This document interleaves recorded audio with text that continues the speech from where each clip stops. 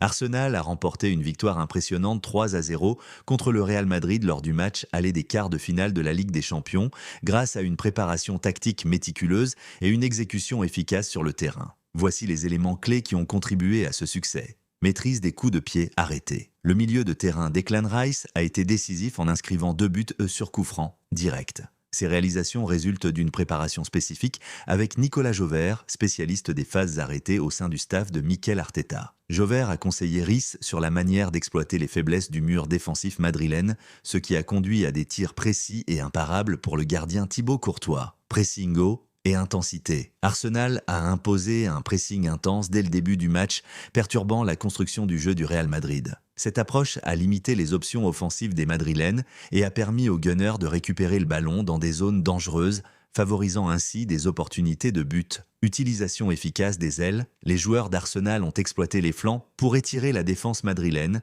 créant des espaces pour des centres dangereux et des incursions dans la surface adverse.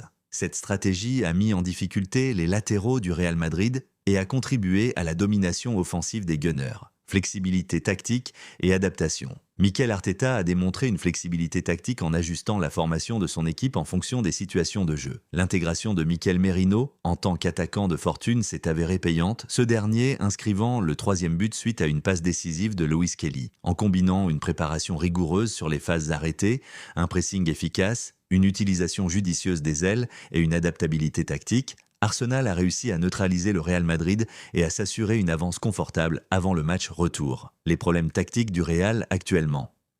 Le Real Madrid traverse une période difficile, confronté à plusieurs problèmes tactiques qui affectent ses performances. Première défense vulnérable. L'équipe a concédé un but lors de 7 matchs consécutifs, sa pire série depuis près de 4 ans. Cette faiblesse défensive est préoccupante à l'approche des phases décisives de la saison. Deuxième manque d'identité tactique. Lors de la défaite 3-0 contre l'Arsenal en Ligue des Champions, l'entraîneur Carlo Ancelotti a admis que l'équipe manquait de football. Cette remarque souligne l'absence d'une identité de jeu claire et cohérente. Troisième, problème dans l'animation offensive. L'attaque madrilène peine à trouver son rythme. Lors du match contre l'Atlético, l'équipe a été confrontée à une défense renforcée, ce qui a mis en évidence des lacunes tactiques dans la construction offensive. Quatrième, gestion des rotations et blessures, des joueurs clés, tels que Rudiger, Valverde, Bellingham et Mbappé, ont souffert de divers inconforts physiques ces dernières semaines, affectant leur niveau de performance. Ces défis tactiques et physiques ont conduit à des résultats décevants, notamment la lourde défaite contre l'Arsenal. Les critiques se concentrent sur la gestion d'Ancelotti,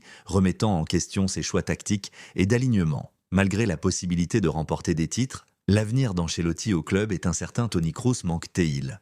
L'absence de Toni Kroos, qui a pris sa retraite après la saison 2024, se fait clairement sentir au Real Madrid. Le club peine à trouver un successeur à la hauteur de son influence au milieu de terrain, malgré des tentatives de recrutement.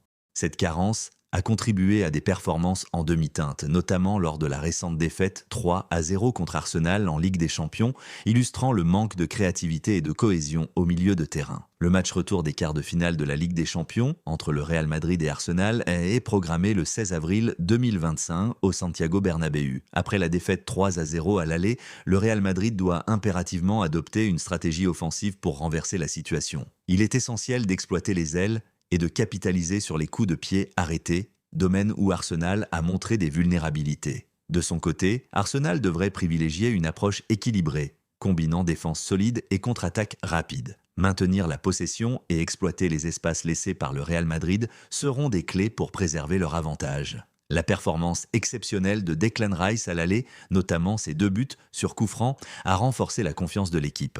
Arsenal devra toutefois rester vigilant face à la détermination du Real Madrid qui cherchera à inverser la tendance devant son public.